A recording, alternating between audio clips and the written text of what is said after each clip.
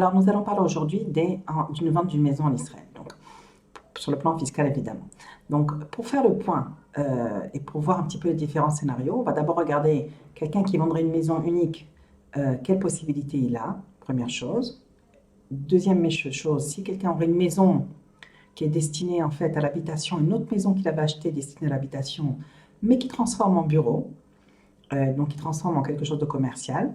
Ok, sachant que véritablement, c'est pas uniquement une pièce qui est prise pour le bureau, mais c'est tout l'ensemble de la maison qui est occupée pour un bureau.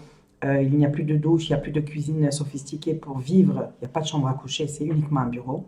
Est-ce qu'il aurait le droit éventuellement de profiter de ce qu'on appelle d'une exemption? Et quelqu'un qui vendrait deux maisons moyennes, petites, ok, pour acheter une maison plus grande. Comment ça fonctionne? Alors, on y va. Donc, le premier cas de figure, c'est quelqu'un qui a une maison unique, ok, dans laquelle il a vécu plus que 18 mois ou qu'il a loué plus que 18 mois et il veut la vendre. Alors, il y a ce qu'on appelle le ptor de dira yechida, c'est-à-dire donc l'exemption de la vente d'une maison unique jusqu'à un montant de à peu près 4 500 000 shekels, auquel cas il n'aura pas d'impôt à payer, sachant que la maison unique n'est pas uniquement en Israël, mais dans le monde entier. C'est-à-dire que si jamais on parle d'un Oleh Hadash qui vend sa maison, dans ces cas-là, ils demanderont, enfin le fisc israélien demandera une preuve qu'il n'a pas d'autres maisons à l'étranger. D'accord? Au cas échéant, il pourra profiter donc d'une exemption totale, ne pas payer du tout d'impôt sur la vente de cette maison, sur la plus-value. Donc ça, c'est un premier cas de figure, ce qu'on appelle donc ptor dira yechida. Quelqu'un qui aurait deux maisons, donc comme je l'ai dit tout à l'heure, une maison destinée à l'habitation personnelle et une maison pour le commercial. Dans ces cas-là, il peut aussi profiter ce qu'on appellerait de ptor de dira yechida quand il vend la maison qui était destinée à l'habitation, puisque le deuxième est un bureau, et donc elle ne s'aligne pas sur l'ensemble des maisons qu'il a. Donc il peut aussi en profiter, a priori, ça demandera peut-être un petit peu plus de négociation face au fisc, puisque au tabou elle est enregistrée comme maison personnelle, la deuxième qui a été transformée en bureau, mais la preuve qu'il en a, qu'elle est bien louée commercialement, que les impôts payés sont sur des revenus commerciaux, dans ces cas-là, il lui donne une exemption sur la vente de sa maison comme étant une maison unique. Donc ça, c'est la deuxième possibilité. Troisième possibilité, on va prendre le cas de quelqu'un qui a deux maisons moyennes, dont l'ensemble de la vente des deux maisons ne dépassera pas les 3 380 000 à peu près. Alors, dans ces cas-là, il aura le droit d'un nouveau ptor, une nouvelle exemption. Jusqu'à 2 200 000 shekels, il n'aura pas d'impôt, donc sur la vente des deux maisons réunies. Okay, et sur ce qui dépassera, donc entre les 2 200 000 et les 3 382 fonction du prix de vente, évidemment, alors ça sera imposable. Comment?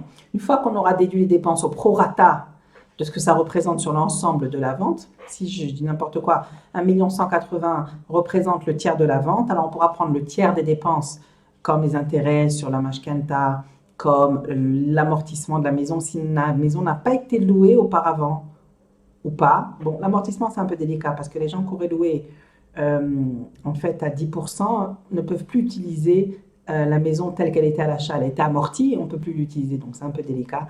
Mais ils vont pouvoir utiliser donc les intérêts sur mashkenta, les travaux faits,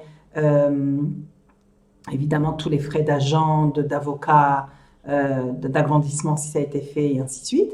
Ok, le tiers. Et sur le résultat qu'on a, on a ce qu'on appelle en fait une possibilité de payer des impôts linéairement. Qu'est-ce que ça veut dire? En fait, il y a une réforme qui a été faite il n'y a pas si longtemps que ça, en 2014, qui disait que tout bénéfice de plus-value immobilière qui a été fait jusqu'au 31 décembre 2013 sera exempté d'impôt. Et tout le reste sera imposé à 25%. Je prends un exemple.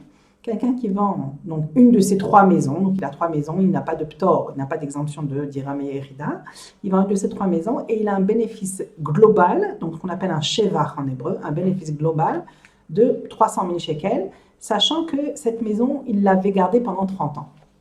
Ok? Et 30 ans, c'est-à-dire qu'il avait en fait 20 ans jusqu'au 31 décembre 2013, on va dire, et voilà, et encore 9 ans dans 8 ans jusqu'à 21. Donc on va dire il avait 28 ans. Donc 20 ans avant et 8 ans après. Ok, puisqu'il la vend maintenant. Alors, qu'est-ce qu'il doit payer sur ces 300 000 shekels? On va prendre le prorata de 300 000 shekels divisé par 28 et multiplié par 8. C'est ça, ce montant-là qui sera uniquement imposable, sur lequel il devra payer 25%. C'est ce qu'on appelle en fait l'imposition, entre guillemets, ou le ptor linéaire, linéari on dit en hébreu. C'est de dire quand tout ce qui s'est passé jusqu'au 31 décembre 2013 n'est pas redevable d'impôt, sachant qu'on fait le yahas, donc on fait le rapport entre ça et ça, au prorata de l'ensemble de la période passée. D'accord?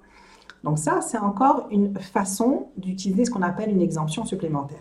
Maintenant, quelqu'un qui vend une maison sur les 2 ou 3 maisons de Mégorim qu'il a, qui n'a plus aucune exemption possible, alors on fera marcher le même principe qu'on vient d'énoncer, qui est ce qu'on appelle le linéaire. Auquel cas, il profitait du linéaire pleinement, il met toutes ses dépenses sur la vente de sa maison, et tout le bénéfice, tout le chevar qui a été réalisé, toute la plus-value qui a été réalisée jusqu'à fin 2013 ne sera pas imposable, et le reste sera imposable à 25%. Maintenant, très important, il y a une possibilité en Israël de prendre ce même chevar, ce même montant imposable qui nous reste à 25%, et de l'étaler 4 ans en arrière en tenant compte de l'année de la vente. Donc l'année de la vente, c'est la première année. Si on vend maintenant en janvier 2021, par exemple, la première année sur laquelle on va étaler ça, c'est 2021. Et 3 années en arrière, 20, 19 et 18. En quoi c'est important? Quelqu'un qui aurait gagné moins d'argent, ou dont le conjoint aurait gagné moins d'argent, ou pas beaucoup d'argent, certaines années oui, certaines années non, et qui aurait en fait pas utilisé tous ces abattements d'impôts que le fisc israélien lui propose, peut tout à fait en profiter sur les impôts qu'il doit sur cette vente d'appartement qui est redevable, la partie redevable. Ça s'appelle en hébreu une prissa. Donc on peut dire, ok, maintenant on va changer, on va faire une prissa, je vais demander à ce que j'étale l'impôt à payer sur les 4 ans en arrière et voir si je peux profiter d'abattements supplémentaires. De 1, de 2, les dons. Tous les dons qui n'ont pas été utilisés, ce qu'on appelle les abattements dus aux dons CERFA qui n'auraient pas été utilisés, aussi peuvent vous donner des diminutions d'impôts sur cette plus-value immobilière. Voilà. Donc, en quelques mots, voilà les possibilités qu'on a quand on vend un appartement en Israël. Ce que je vous dis est donc vrai pour l'ensemble de la population israélienne, ça c'est sûr. Pour les résidents, ce qu'on appelle les toshavim, même si ce ne sont pas des citoyens israéliens, même s'ils n'ont pas de théodat zéout israélienne, ils ont droit aux mêmes exemptions. Il suffit d'être résident pour en profiter. Voilà, donc les personnes qui n'ont pas de théodat zéout, ça ne veut pas dire qu'ils n'ont pas droit à ces exemptions-là. Et voilà, ça c'est l'ensemble des choses, c'est important, beaucoup de gens ne le savent pas et donc payent plus d'impôts qu'ils auraient dû en avoir payé. Alors bonne continuation et voilà, n'hésitez pas à nous contacter en cas de besoin. Kol tov.